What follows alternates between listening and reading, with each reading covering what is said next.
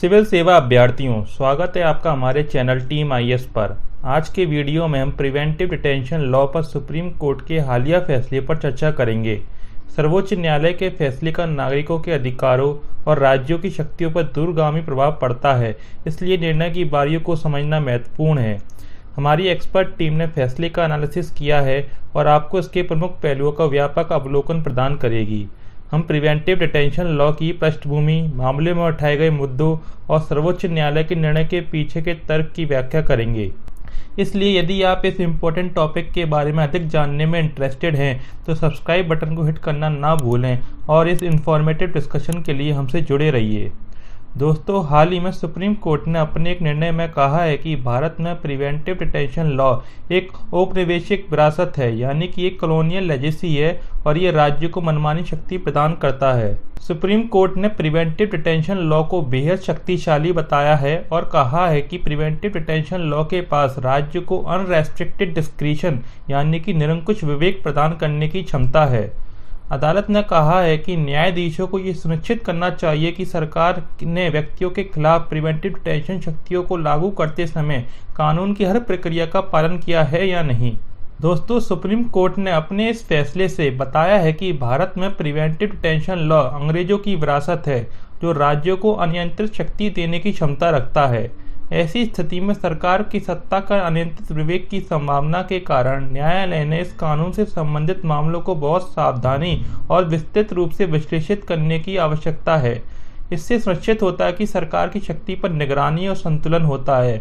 ये न्यायालय के बयान से स्पष्ट होता है कि भारतीय कानून प्रणाली में न्याय, निष्पक्षता और जवाबदेही के सिद्धांतों को बनाए रखने की आवश्यकता है। चलिए अब प्रिवेंटिव डिटेंशन लॉ को जरा डिटेल में जानते हैं। दोस्तों, प्रिवेंटिव डिटेंशन का मतलब ऐसे व्यक्ति को हिरासत में लेने से है जिसने अभी तक कोई अपराध नहीं किया है, लेकिन अधिकारी उसे कानून और व्यवस्था के लिए खतरा मानते हैं। भारत में प्रिवेंटिव डिटेंशन करने की शक्ति संविधान से ही आती है, जो संसद को देश की सुरक्षा सुनिश्चित करने के लिए ऐसे कानून बनाने का अधिकार देती है। प्रिवेंटिव डिटेंशन का उद्देश्य व्यक्ति को दंडित करना नहीं, बल्कि उसे अपराध करने से रोकना है। संसद और राज्य विधानमंडल दोनों के पास सार्वजनिक व्यवस्था के रखरखाव या आवश्यक वस्तुओं एवं सेवाओं की आपूर्ति से संबंधित कारणों के लिए ऐसे कानून बनाने की शक्तियां हैं। किसी व्यक्ति को इन 4 रीजंस के आधार पर प्रिवेंटिव डिटेंशन के अंतर्गत हिरासत में लिया जा सकता है।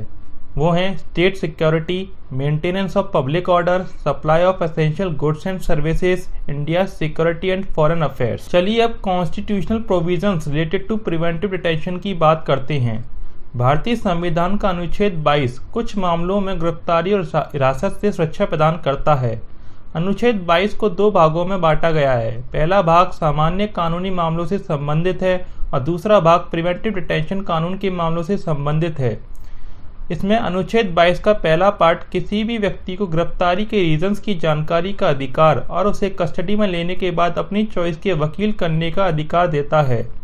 इसमें इसका पार्ट 2 गिरफ्तार व्यक्ति को गिरफ्तारी के 24 घंटे के भीतर, जिसमें से यात्रा के समय को अगर छोड़ दिया जाए तो उसमें से मजिस्ट्रेट के सामने उसे पेश करना होगा।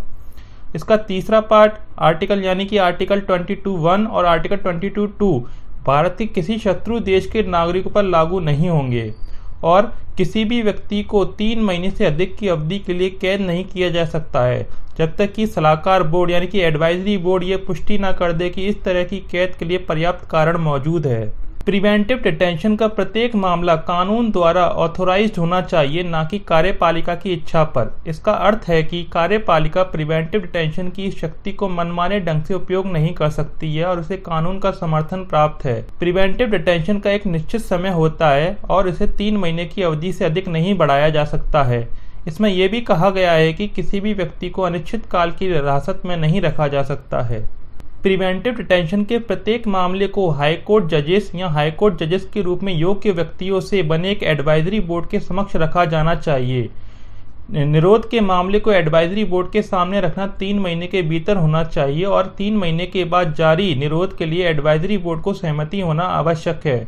भारत जैसे विकासशील देश के लिए देश की शांति और व्यवस्था को बनाए रखते हुए सीमित संसाधनों की रक्षा करना आवश्यक है। आज़ादी के बाद से भारत कई विद्रोह से गुजरा है। हालांकि प्रिवेंटिव डिटेंशन पूरी तरह से उचित या उचित नहीं है, हालांकि यह पूरी तरह से बेकार भी नहीं है।